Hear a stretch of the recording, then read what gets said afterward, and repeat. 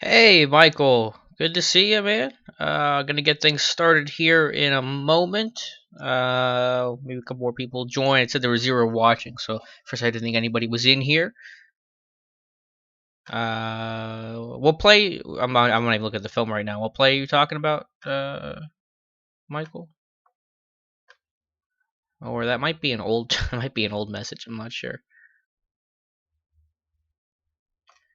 Well, if you are here right now, it says there's no one watching. But if you are able to be in here, welcome back, Alex Kozora, SteelersDepot.com, doing our weekly Friday live stream. About to post a link to Depot, and so you can watch there. You can ask questions through the chat, through Depot, through Twitter, however you need to, and we'll be getting the coaches film up here and kind of talking through that. So just hang tight for a second. If you do want to ask a question, feel free to right now. I'll get to it momentarily. We'll run this chat for about an hour, as we always do.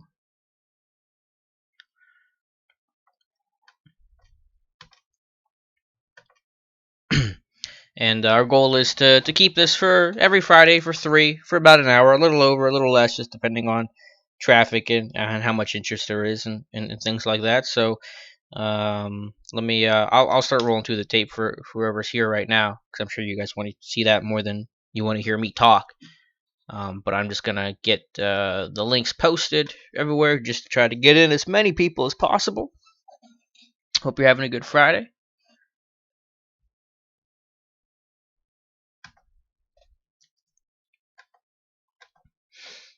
And yeah, so we'll get started here in a moment.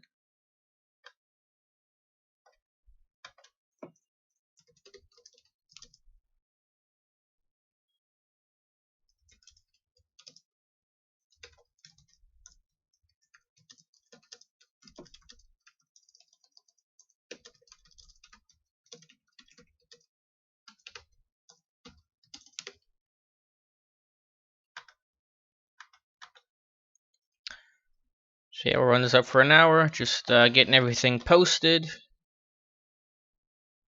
up here on Twitter and Depot. Hopefully, we get some interest this week. I know last week was a little on the light side, just because it was Saturday, and college football Saturdays, usually not a ton of people around.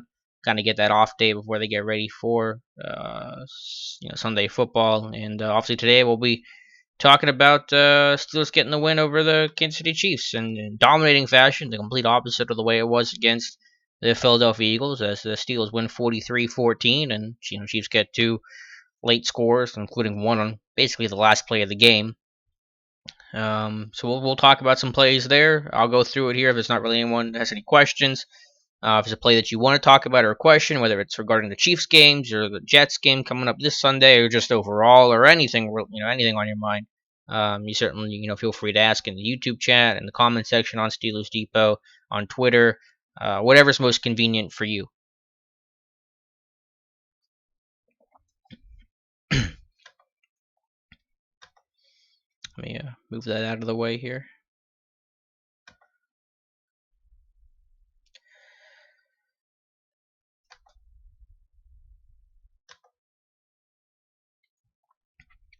So let me pull up the site here. Hopefully we get some more people watching. I see we have two in here right now. If you just joined, you do have a question about the Chiefs game or about the Jets game or anything else on your mind, just the Steelers in general, going forward, looking back. The Steelers injury report, obviously 9 players already ruled out this week. Maybe not a ton of major surprises, but definitely one to me, and Roosevelt Nix being out. I don't understand what's going on there. You have to assume he suffered some sort of setback. No way he's going to get ruled out on Friday, especially considering all the injuries right now, where you wouldn't even have to rule a guy like him out because you would already have your 7 inactives, and you're just not going to rule out healthy people on a Friday. If they're not going to play, they're going to be in uniform like Sean Davis last week. They're just not going to play. Even if there was some reason that they didn't want to get him reps this week or didn't really think he was going to be a big part of the offense. David Johnson turns an ankle in warmups, probably going to need Roosevelt Nix. So even if the plan was, and I don't buy the premise to begin with, that Nick's because he's missed so much time and is rusty, he's not going to really play. He's still not going to be ruled out on a Thursday or on a Friday.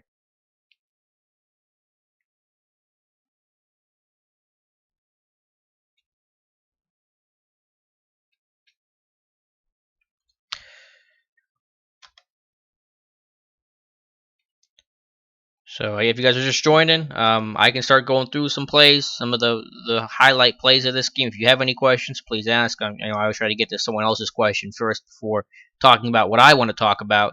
Just because I'm sure that's what more people are interested in.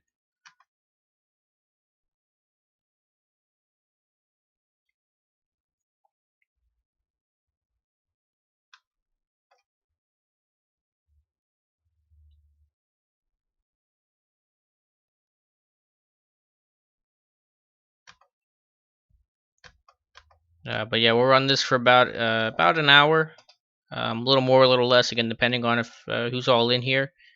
Hopefully, we get a decent group in. And yeah, Steelers get the big win, 43-14, just in the way that they had lost to the Eagles in terms of beating the Chiefs. Everything kind of went right for them. It's hard to really nitpick anything that went wrong. It's hard to even analyze in some ways some of the specifics of what went right, what went wrong, just because whenever you win 43-14, you basically dominate in every fashion. And so there's not a particular concept or play or moment or turning point of the game that you can point to and say this is where kind of things really change. But we'll look at our first kind of major important play here in a moment. Just making one quick edit.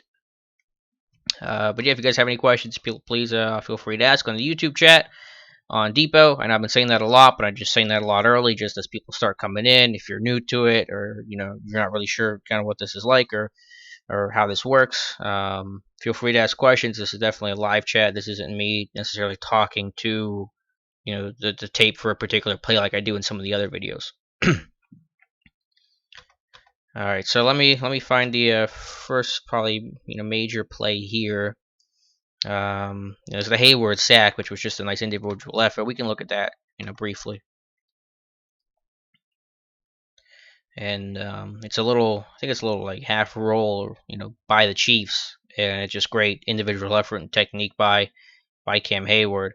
Yeah, just a little roll here, and here's Cam Hayward here against the left guard Zach Fulton, and Hayward's incredibly strong, has a great bull rush. That's his best move, and he just kind of uses this long arm technique, this one arm stab, just to get into the chest of Zach Fulton and create that separation, and then you can shed him with ease. And so you see that one arm stab getting into Fulton's chest. His shoulders are turned because of the rollout. There's not really anywhere for Fulton to hit. Can't really get into his pads in his chest. And again, just able to create space, and then whenever he needs to disengage, he can disengage with ease, and gets the sack of Alex Smith, the first of 4 of the day for the Steelers, and the first of 3 for Cam Hayward, and truthfully, probably one of his best games ever as a Pittsburgh Steeler. There's a lot of good games, obviously, with Cam Hayward, so that's really saying something. Nolan Braddock. Hey, Nolan, what's up, man? Question about the not the Chiefs game, but how do you feel our O line matches against the Jets D line? Yeah, Nolan, it's definitely tough. Like you said, yeah, the Jets D line is really good. Yeah, it was surprising to see that Seattle held him in check. It might have been, even though I know Russell Wilson is dealing with a million ankle and MCL issues right now, that maybe just a threat of him running, maybe some of the things that Seattle did and some of their play action and split zone looks and things like that might have slowed up Seattle's defensive line a little bit. I'm not 100% sure on that.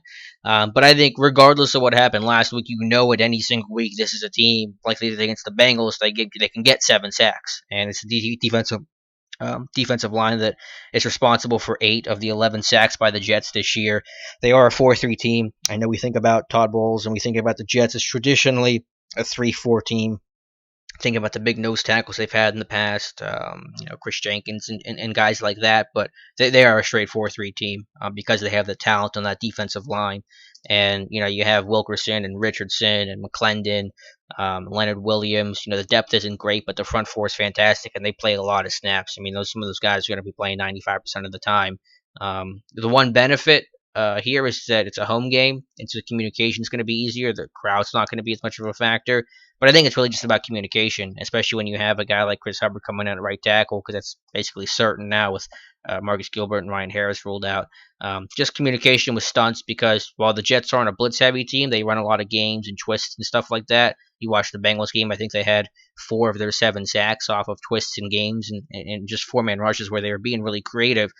So communication, well, that's verbally and non-verbally, knowing when to pass off stunts and whenever someone's engaged, whenever you can work off because when you can work to the looper, because someone might crash into you, but you can't just automatically look for the looper. You have to wait for the other guy to give you help, then you can pass it off. And there's kind of a whole bunch of rules and stuff that go for stunts. It's not just yelling, "Hey, stunt!" There's this verbal and nonverbal communication with it. So it's gonna be tough. It's the best part of this Jets team anywhere. That front four, like Todd Haley said, it's probably the best that they've seen all year. And the Steelers have seen some great fronts, including the Eagles. So it's going to be a challenge, not only in pass protection but running the football, not wanting to become one dimensional, which is what we saw against the Eagles. So definitely not going to be easy. They might try a more perimeter game. Steelers have been doing a lot of pin and pull schemes where they're getting pouncy in space, where they're pulling multiple guys, trying to get to the edge a little more often because obviously the Jets' defensive line, they're not as athletic as, say, the Eagles or the Bengals and guys like that. So you might want to try to get to the edge more because I think trying to run up the middle is going to be pretty tough against that group. So definitely the biggest challenge for Pittsburgh this Sunday. No question about it, Nola. So thank you for your question. I appreciate getting the first one off here. Um, yeah, if anyone else has any other questions, please feel free to ask. I'll kind of look around and check around on Twitter and on Depot, and definitely the YouTube chat is where I spend most of the time looking at. But I'll look anywhere really. Matt Manzo, hey Matt, he's on Depot, says I'd like to know how Dangerfield did in coverage. I don't know if there were any plays that really stood out for me, negatively or positively. But that's not a bad thing for a guy making his first career start. I think that I would take it more of a positive sign, really. Now, there were some situations where he was off the field when the Steelers went to, I guess you could call it their little nickel with their four cornerbacks and one safety. Dangerfield was taken off the field, but I think he was in position. He didn't make mental mistakes, generally speaking, and there weren't big plays behind him. And not that he had a lot of role or playing the single eye safety. That's still Mike Mitchell. But that he's definitely still had those opportunities. I thought he did well. One play I do want to look at, if I can find it here, a tackle that he had. I might try to search for it. This isn't a play over the top. It's him coming underneath, but I think it kind of showed his kind of skill set really, really well. So let me see if I can find it here. I think it happened sometime in the second half. I made a quick note of it in my game rewind article that went up the other 2 days ago or yesterday, whichever it was. Might have been this one. I think this is it. Let's make sure first before I start talking about it. Yeah, well, the Steelers are in here. They're in basically cover one robber. They played quite a bit more man coverage than what they normally do. And whenever Gilbert was on the field and Dangerfield was of course off, they basically played just nothing but cover one. Man coverage with a single high safety. That safety being Mike Mitchell. Here's cover one robber, where you're going to have man coverage across the board. So you got man coverage everywhere. You're going to have your one deep safety playing that deep zone, and then here's Dangerfield as the robber, which basically means he's going to play underneath and just, literally rob, take away any sort of, underneath in breaking route, any in cut, any slant, any sort of deeper dig. That's kind of going to be his role, where he's reading the quarterback and just going to the football based on what the quarterback tells him, his eyes and shoulders and drop and things like that. So Steelers are in man coverage. Again, manning up the whole way, single high safety. Here's your robber, and that's just Dangerfield. They're running a screen on this play. Actually, I believe the Chiefs are, and they're getting it to Niall Davis underneath. And Dangerfield reads it the whole way, and there's a lot of space there. If Dangerfield doesn't make this tackle, the game's over at this point. Not that it would have changed the game, but it's a splash play waiting to happen because your next defenders are 15 yards away. Now you have a dangerous guy like Davis in space. But Dangerfield comes up, makes a really clean open field tackle, stops that play. I think it goes for a 2-3 yard gain. And that's what Dangerfield is. He's a great tackler, read, react, high energy guy, and his play really shows it well. Actually, no, this isn't a screen. I beg your pardon. This is just good pressure that almost made it look like a screen because the pressure got home right away, and Smith has to dump it off. And there's Dangerfield coming up and playing with good technique and making that tackle, and no yak, nothing even close to it, and he's making the tackle right away and getting the guy down. It goes for a 3 yard gain instead of what could have been 10, 15 more yards. We've seen some bad tackling in the past. We've seen a lot of yak, obviously coming off the Eagles game. saw a lot of yak giving up on some some short passes to running backs in particular. So that's what Dangerfield brings to the table. There wasn't a whole lot to really show deep in coverage. He wasn't really targeted there, didn't play it a ton, but I think he was assignment sound, and when he had to come downhill and make a play on the football, he certainly did. And that's what you like about Jordan Dangerfield, and that's why I think there was trust, and that's why he got to start over Shamarko Thomas, because there was more trust, and he offered a lot of the things that Shark does, being a good tackler and physical, and coming downhill to support the run. But again, probably a higher confidence level in his ability to execute the game plan. So yeah, it was a good game for Jordan Dangerfield. That's a great story, and happy for him, no doubt about it. So thank you, Matt, for your question.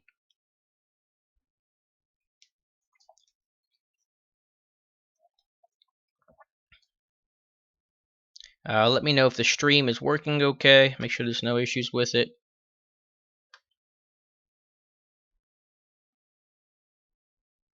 I'm getting some warning things that like the stream isn't working well right now. I don't know if that's true or not. So YouTube stream says if there's not enough video to maintain. I don't know, it's because I had it paused or what. Let me know if you're buffering though, if you're having any sort of issue. I'm looking at it now though, and looks like it's running okay. But please let me know if you have any audio issues, if I'm too loud, if I'm not loud enough, if there is an issue with the stream. That feedback's definitely important to me. Thank you, Nolan, very much. I'm glad to hear that it's working well. Yeah, just whenever you do these streams on YouTube, it says your stream health, and it says YouTube is not receiving enough video to maintain smooth streaming. As such, viewers will experience buffering, so that video output is low. I don't know if that's just because it was paused or what, but as long as the stream's going good for you guys, then that's all I care about right now. Check around. Do you have any other questions? Let me know. Please feel free to ask. I'll answer really any question. But we'll get back in the meantime to just some of the key plays of the game, of how the Steelers won 43-14 over the Kansas City Chiefs.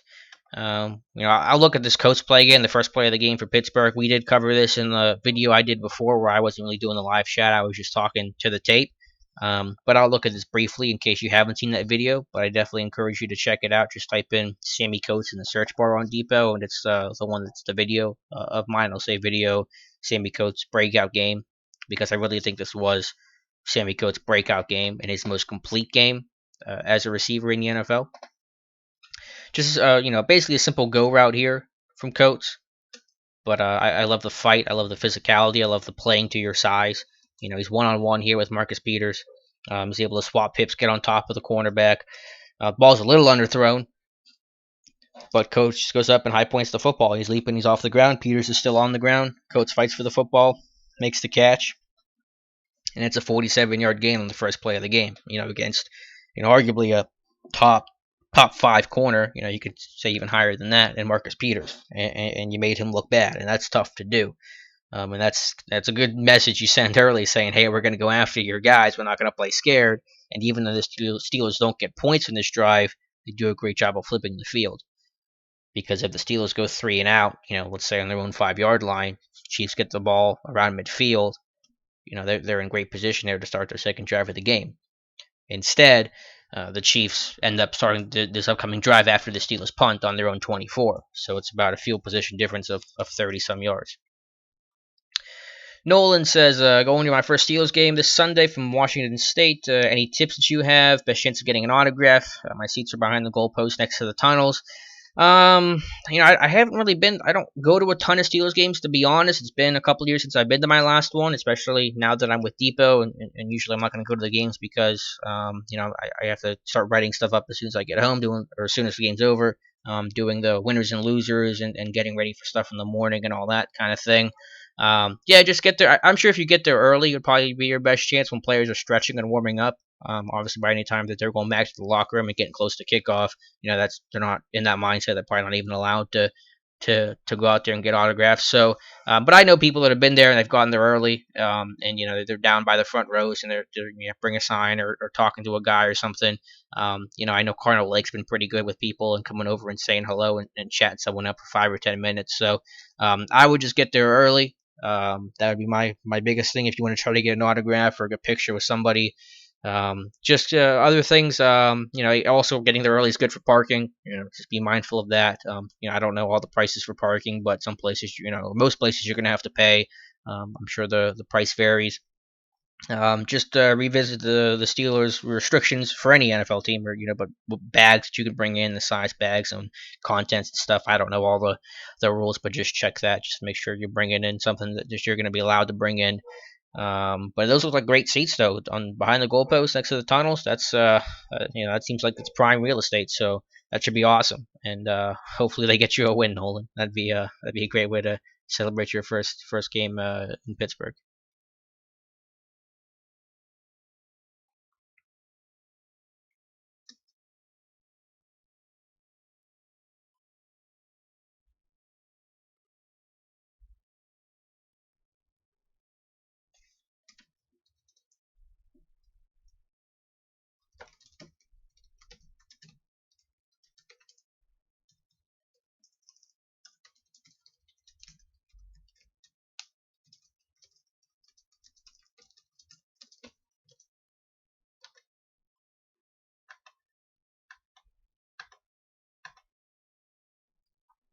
Matt Manzo again asks, how has Tyler Medikevich looked on special teams overall? I think he's doing a good job. Let me that button there. I don't know if he had any official tackles in this game, but I'll look at this one play where Darius Hayward Bay tackled Davis on the 2 yard line, and it really backed the Chiefs up, and Medikevich was certainly kind of a part of that. Let me just find the play. But now he's getting a lot of run on first team punt, first team kick. I'm not sure about any of the return units. Definitely not kick return. He might be out there on punt return. I'm not 100% sure, and obviously he's not on field goal either. Um, Trying to think where this play was at, where Hay made that great tackle at the 2. I'm sure I've skipped over it at some point. Here it is, after the second touchdown. I'll go with the end zone angle because that might show a little bit better. I'm trying to think where Medikevich is at on here. One of these two guys here. We'll check it out together. Yeah, it's him and Chick running down. Yeah, here's Medikevich here, and we'll rewind that. You can already see kind of what I'm getting at here. But yeah, here he comes, one on one with a blocker. Does a nice job, a little dip, to work inside. Obviously, they're pinning Davis to their right corner, the Steelers' left corner. It's a great job to defeat the block, and that was the thing that surprised me about Tyler Medikevich was, just watching him in one on backs on baggers drills in training camp, how effective he was as a pass rusher. His quick, kind of active, violent hand use, the variety of ways that he won, and really a lot of times in coverage units, it's about it's basically like being a pass rusher. You can almost think about that being one on one with a quote unquote offensive tackle, and that's why a lot of guys that have a pass rush background are good special teamers. Roosevelt Nix, for example, a defensive lineman at Kent State. That I think is partially what makes him such a great special teams player because he knows the hand use, he knows how to defeat blocks, he knows how to get off of blocks and not be stuck on him. And that's what kind of stuck out to me about Tyler Medikevich watching that in backs on backers, and I think that skill set kind of translates over to the coverage unit. So it's a nice job to defeat the block here. Now he's going. Now someone has to either account for him or he's got open grass, and he gets open grass here, and he's forcing Davis wide. Davis sees him. He's trying to follow wide, follow his up man, and that Matakevich got the initial penetration that kept Davis going laterally. And then Hayward Bay, he doesn't make the tackle, but Hayward Bay is now able to get off the block, and how he makes the tackle and puts the Chiefs at the 2 yard line. So it's a great tackle there. He's getting that help, but it's like kick returns like a team running the football like an actual carry. The more that you can force someone wide and force them to go laterally, the better off you're going to be. You kind of want to build your fence. You don't want them to go up the middle at all. You want them to have to go wide, because the more they have to go wide, the more time that you and your teammates have to get over and make a play. The better angles that you're going to have to the football, the less space they're eventually going to have, the less places they can go. If they're going wide, they don't have a two-way go. They can't go left and right. They're going one direction, and they're going laterally. They're not gaining ground. That's what Medikevich kind of does here early, forces Davis to go wide, and then Hebe makes a fantastic play. But even if he misses it and he kind of trips him up, I mean, you still got help with the angle here, and there's really nowhere for Davis to probably go at this point. You got everyone kind of converging, so Hebe makes a fantastic tackle. But that play was kind of started by what Medikevich was able to do. So he's been good. He's out there running first team for a seventh round rookie.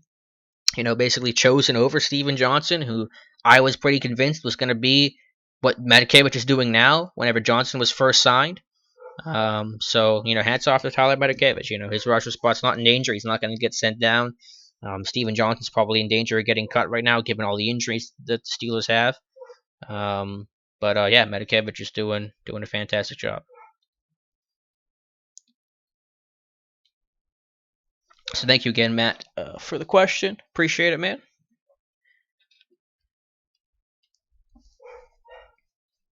Let's see. We'll go maybe to another play to look at. Let me check everything else out.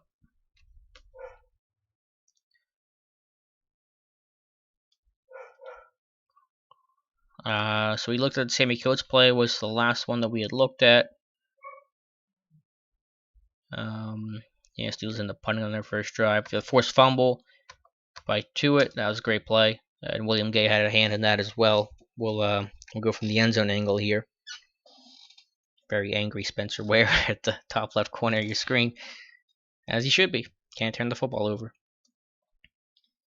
Yeah, Tuitt ends up forcing the fumble. But it's a nice job by William Gay. That slot corner, Carnell Lake has talked about it. It's kind of like playing strong safety. The responsibilities in some ways are similar. And, I don't know the whole specifics behind that. Carnell Lake could explain that a million times better than I could. But in terms of, run defense and coming down the hill and being an alley defender, I think they share a lot of similarities. And here's, Moats ends up attracting the attention of Travis Kelce. You get a double team block onto it. Someone working off to eventually get to Lawrence Timmons. So you have William Gay coming in free, kind of as an alley defender. And I think Gay does a nice job here of forcing Ware up the middle inside. He's not taking a bad angle to allow Ware to get outside, because if Ware does get outside, that's going to be a big problem for the Steelers. So he keeps Ware inside. He ends up going for an arm tackle, and then Tua does a nice job to get off the block and get his arm free, his outside or his inside arm free, and force that fumble and pop the ball out. And heady play there by Ross Carkle to get on top of it. So we're running through again. But yeah, creating turnovers, getting yourself short field, sudden change, in a positive way for the Steelers. They excelled in this game. That's a big reason why they won it in such dominating fashion.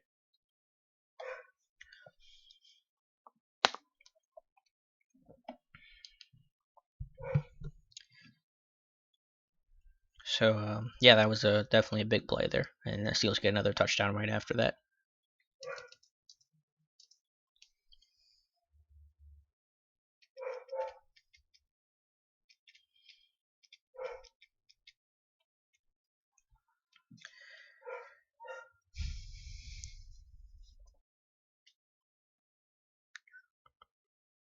I'm going to post this link somewhere else. Maybe get a couple more people in. Appreciate the couple people that are still watching right now. If you do have a question, please let me know.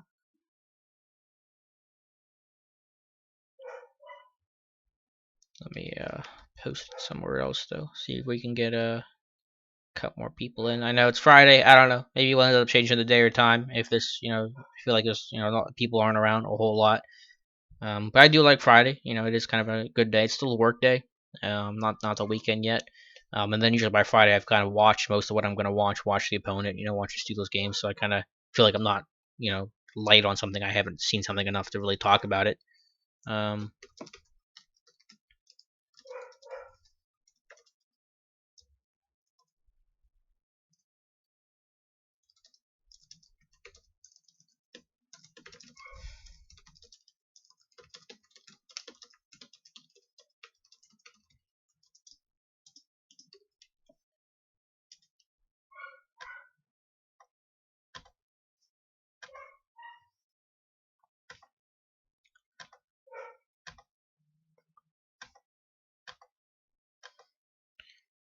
So yeah, the goal is run this for about another half hour. I think some people have clicked out. So hopefully we get some new people to join. And if you do have a question, let me know. Again, it can be about the injury report, it can be about the Jets game, it can be about the Chiefs game, about just the Steelers in general, their outlook, something that's happened in the past. Keith Butler, Todd Haley, whatever. I mean, it's whatever. It's totally fair game.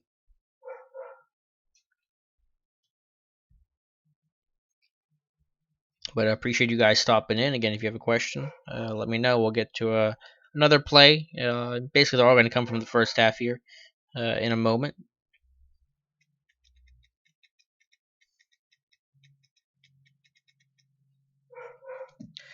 All right, so yeah, we looked at the forced fumble by Tua. So we'll look at our kind of next big play here. This is a touchdown to Hayward Bay to put the Steelers up 2 scores already midway through the first quarter. And I wrote about this. I think this was the first thing I wrote about. Or no, I took a couple days. I waited for the coaches' film to come out, but I wrote about kind of the Steelers maybe borrowing a couple things that the Eagles did to them. And one of the things that the Eagles do a lot is these 3-by-1 sets with the tight end to the backside to attach to the formation with 3 receivers, out there all together. Because often the Steelers, the Steelers are going to be, 11 personnel, 3 receiver team, 65% of the time. But usually it's going to be with either Antonio Brown isolated as the backside wide receiver, the X wide receiver, to get him 1-on-1, or you're going to have a 2-by-2. It's pretty uncommon. I can't really think of a time I've seen the Steelers run this look of 3 receivers to a side and a tight end attached, not even detached from the formation. And they did this twice Sunday, and both of them came and resulted in touchdowns. And here's one of them here. They're going to basically have this crossing route from Darius Hayward Bay as the number 3 coming across to exploit the Chiefs, cover 3. It's going to flood this part of the zone coverage, and really they kind of attack this guy right here, number 24, DJ White, the rookie cornerback from Georgia Tech, who was replacing one of their injured guys, Philip Gaines, and White has only played 6 snaps this season. And so let's just start running it through here. Again, you can see the Chiefs in basically their cover 3. It's supposed to be deep third, deep third, deep third, 1, 2, 3, 4 under. But because of the way I think the formation was, and just DJ White not being really new to the being new to the game, not really playing a whole lot, he kind of gets suckered in by this little out route that Xavier Grimble's going to run. He's now driving downhill on this. Now let's look. Here's Darius Hayward Bay as a number 3 receiver coming on this deep crosser, and there's no one here to pick him up because the deep third defender to the side, again, the rookie White, has suckered in on the out route by Xavier Grimble. And so now Darius Hayward Bay is wide open. Now it's just pitch and catch, and it's the easiest touchdown the Steelers are going to have all season long. So, we'll look at it again in full here. The 31-yard touchdown to Darius Hayward Bay. Again, wide open. So, it's a tough spot to be in for any cornerback, but, you got to try to get depth here if you're a corner, anticipate some crossing route coming to you, and not just completely sucker in on the out route to the tight end. And, that's a great play there. Great scheme by Todd Haley to kind of to open that up for the Pittsburgh Steelers. So, and it's Hayward Bay, which is a pretty easy read. If this was too high, you're probably going to run a more uh, narrow route and get upfield. But because it's a single eye safety, you want to cross that guy's face, and he ends up finding the soft spot in the defense because there's a breakdown here with the rookie cornerback. And again, it's a pretty easy touchdown for the Pittsburgh Steelers.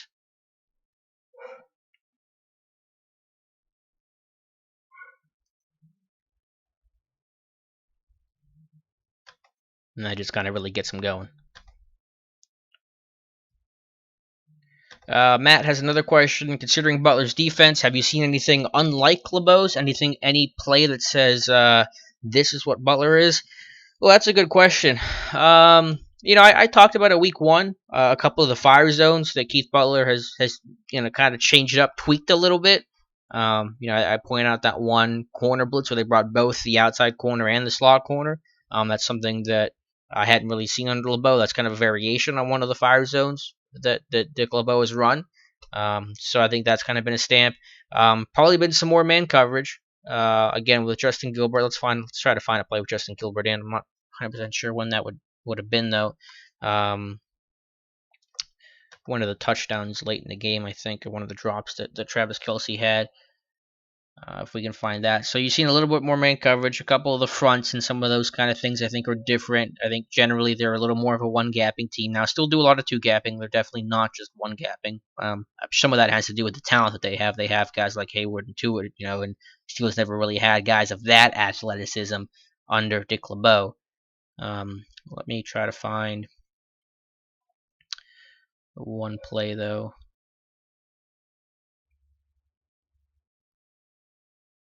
I'm trying to think. It was one of the end zone plays to Travis Kelce. I think he basically dropped what would have been a touchdown. And I think there was one of those where the Chiefs didn't convert on fourth down. If I can go in and find it here, I think this is the drive right here. Yeah, here's the Steelers in that little nickel, I believe. Yeah, they have four cornerbacks and one safety. So it's the same nickel front. It's that 2-4, two defensive linemen, four linebackers. But here's one corner, two corners, three corners. Here's Justin Gilbert as the fourth corner, and then only one safety. Everyone else is defensive lineman or a linebacker. And you end up playing basically cover one here. Man coverage across the board, man coverage, man coverage, and then with your free safety here. And Kelce nearly had the touchdown pass, but that's what Gilbert's job basically was just to get in the grill of Travis Kelce the entire game and just jam him at the line of scrimmage. Steelers did some of that stuff with Ike Taylor. Remember they tried doing that I think on maybe Gronk before, Jimmy Graham before, to varying degrees of success, but it's the same principle, the same idea. So here's Gilbert lined up against Travis Kelce. And Kelce actually has a nice stem. Gilbert really doesn't even end up touching him, and kind of is able to separate a nice route.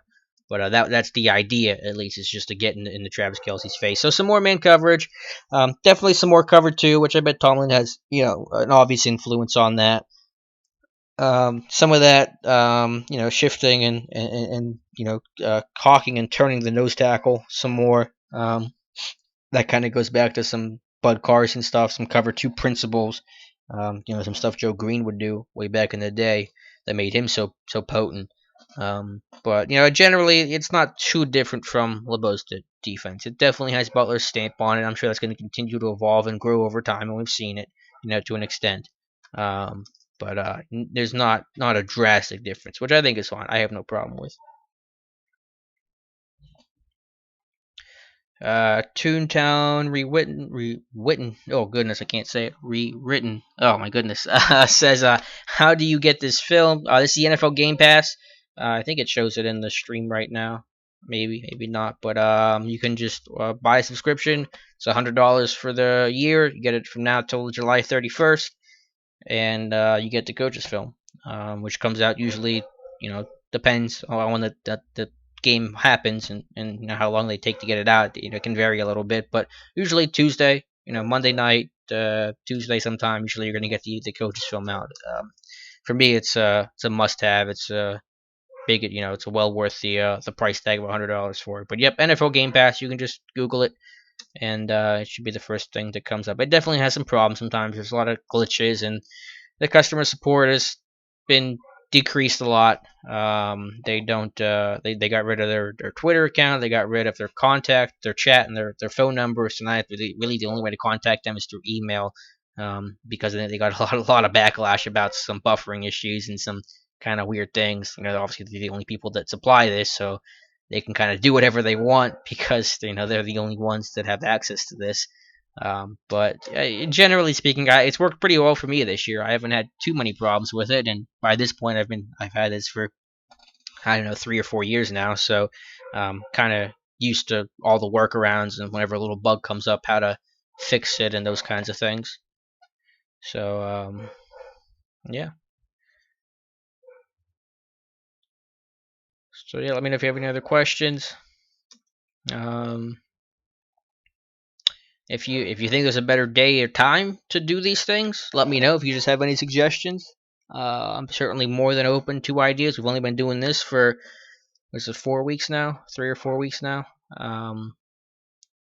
So definitely things can still be worked out and tweaked and changed a little bit.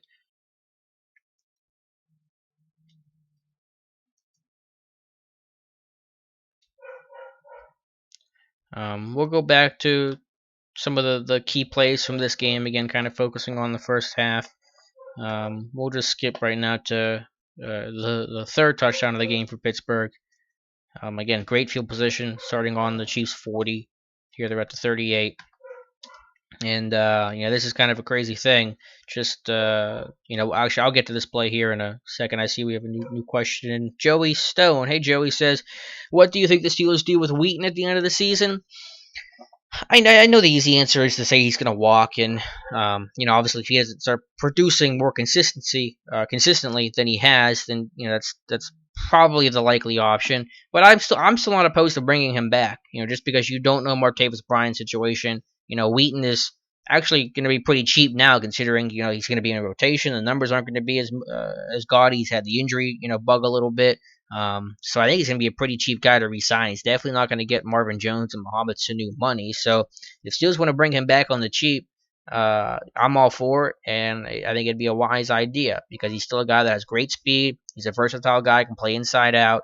You don't know what's going to happen with Martavis Bryant. So we'll see how the rest of the season goes. Of course, it's going to be the obvious answer. And, Marcus Wheaton, the first 8 weeks last year, did nothing. And everyone thought, who is this guy? Then he came out of nowhere and exploded the last half of the season. And everyone started talking about him again, talking about all the money he was going to get. Now we're back in he's just kind of a guy phase. But I like his skill set. I like his versatility. I like his effort. His hands are kind of poor. Obviously, he doesn't have great size.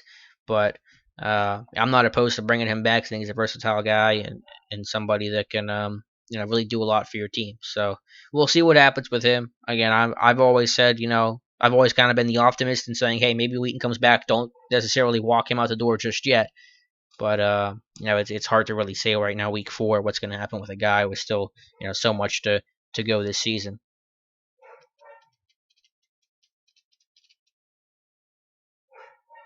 But thank you for the question, though, Joey. I definitely appreciate it, man. If you have any others, please let me know.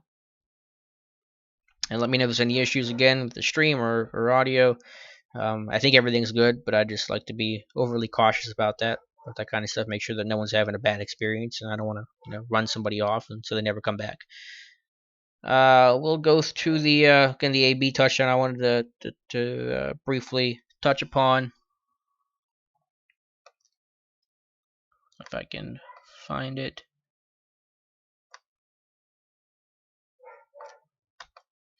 Here it is. And this is really just, again, the Chiefs kind of beating the Chiefs. I mean, the Steelers come out here in a heavy look. They're in 13 personnel, one running back, Le'Veon Bell, and 3 tight ends. And it's a max protect play. It's play action. I get that, but it's max protect. It's only a 2-man route. Grimble coming down as a crosser and AB. And I don't know how the Chiefs end up getting AB in one-on-one coverage with Steven Nelson, considering there's only 2 receivers to worry about, and one of them is a 275-pound tight end, and one of the other guys is the best receiver in the NFL.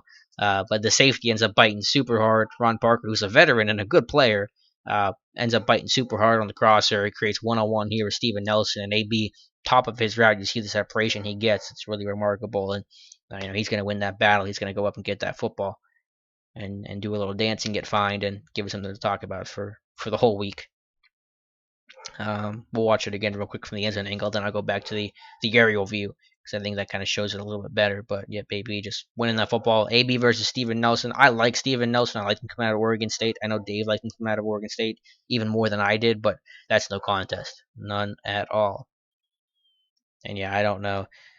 I don't know what the Chiefs are doing here. I guess this is cover 3 again. I'm guessing it looks like, but that's something where you kick yourself and say we can't let AB be one-on-one in that kind of situation where the Steelers are in max protect and only have 2 receivers on the route. But you see AB at the top of his route, the ability to separate, get a couple steps, put the cornerback in trail, and that's a battle AB is going to win every single time.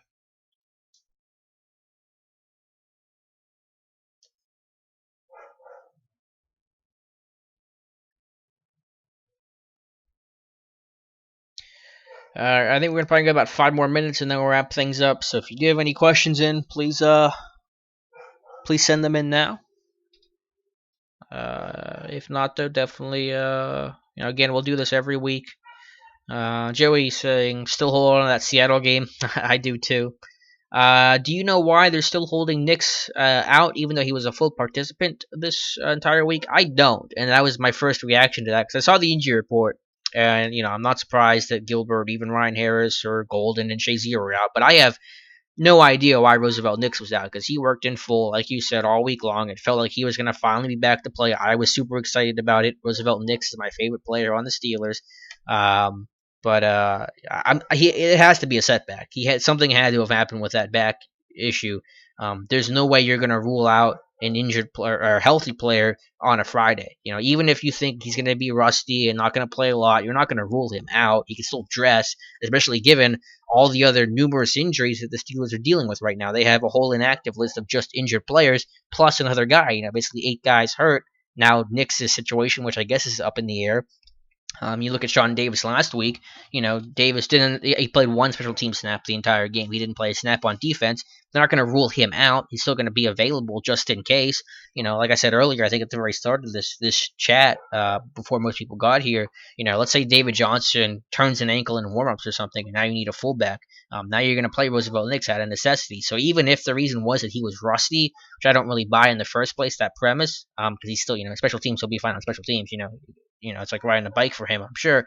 And he went through the full week of practice. There's no reason to rule out healthy players on Friday. You rule out injured players on Friday. And so that tells me that Roosevelt Nix had a setback, which is obviously concerning because you want a healthy 45 on your lineup, and you were excited to get him back and try to get some good news on the injury front. So I'm guessing Nix had a setback, and that's obviously concerning going forward.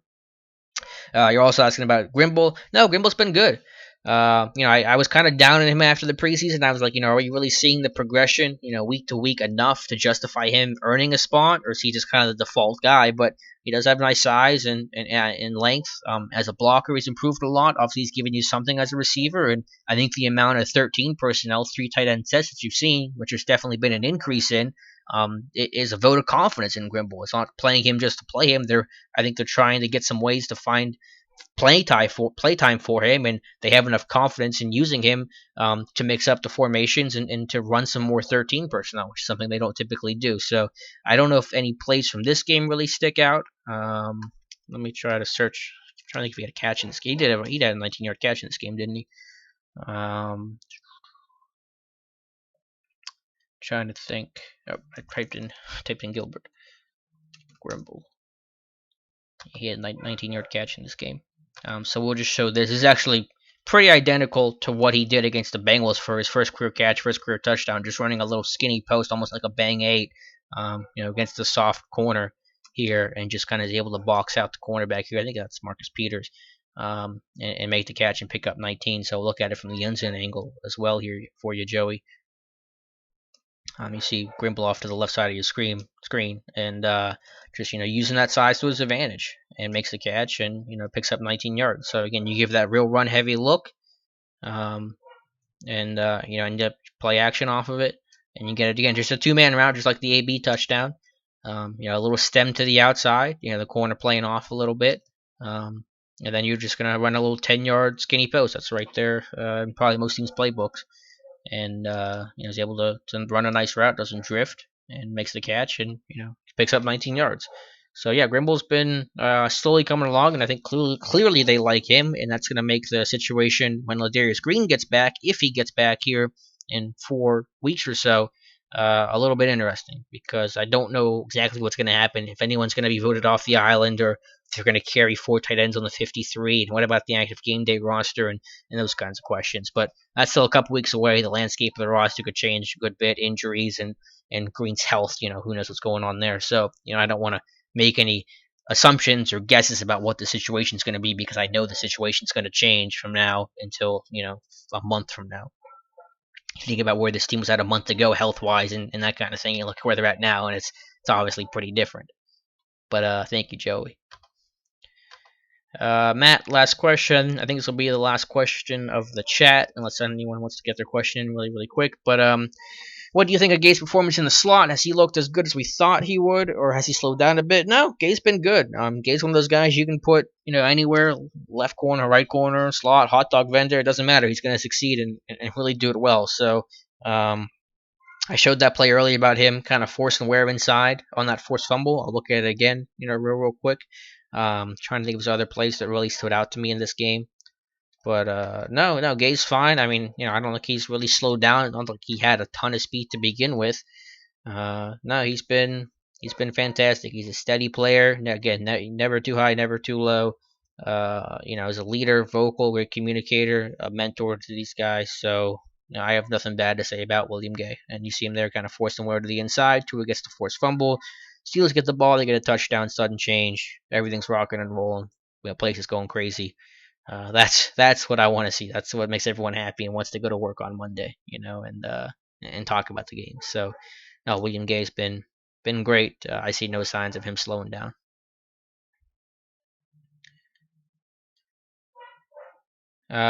Joey, did this happen before the AB touchdown? If so, is this why you think? No, I'm trying to think. The Grimble catch? No, I think it happened after the AB touchdown. Let's double check though. Uh, yeah, this happened in the third quarter, so this would have been after the AB touchdown. Yeah, AB's touchdown came in the first quarter, but good thought. It's a good point. I mean, yeah, it's a similar look, and they probably play it a little differently. The safety's probably really looking at AB here, and you see him. He's not going to cheat on anything. He's really going to make sure that AB's bracketed.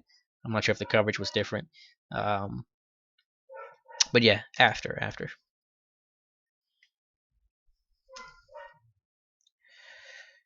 All right, I'll give another minute here.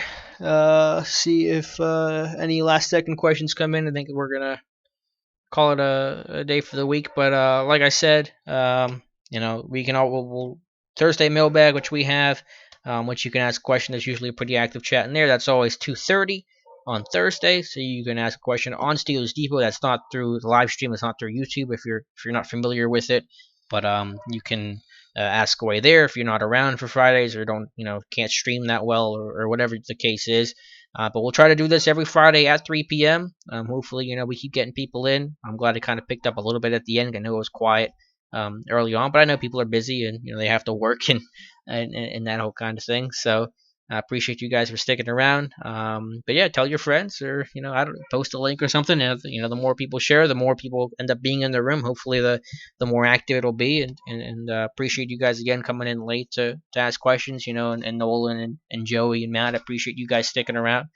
But yeah, hopefully we'll do this every Friday at 3 p.m. for about an hour, give or take a little bit, just depending again on how things go. But yeah, we'll get you ready for the Jets game. Yeah, Joey, no problem, man. I appreciate you stopping by. I really, really do. Again, we'll be here next Friday at 3 p.m. And this will be archived up on Steelers Depot too. So if you do miss it or if you only caught a portion of it, it all gets archived and it's up on Steelers Depot, so you can go back and watch the whole thing.